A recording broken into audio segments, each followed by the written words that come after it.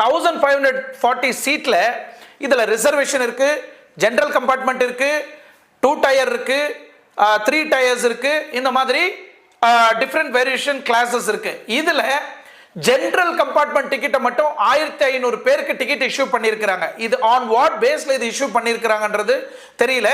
அப்போ ரிசர்வேஷன் பண்ணியிருக்கிறவங்க ஒரு மாசம் 2 மாசம் 3 மாசத்துக்கு முன்னாடி ரிசர்வேஷன் பண்ண டிக்கெட் என்ன ஆச்சு? அப்போ டோட்டலா ஒட்டுமொத்த மக்களும் அந்த ட்ரெயின்ல டிராவல் பண்ண வேண்டிய சூழ்நிலை இருக்கு. அது மட்டும் இல்ல, ரிசர்வேஷன் பண்ணாதவங்க அந்த கம்பார்ட்மெண்ட்ல ஏறினா டிடிஆர் எவ்வளவு ஃபைன் போடுவாரு, அவங்களை எந்த அளவுக்கு பிரஷர் கொடுத்து தொடுத்துவாருன்றது உங்களுக்கு எல்லாருக்குமே தெரியும். ஏன்னா எல்லாருமே ட்ரெயின்ல டிராவல் பண்ணியிருப்போம்.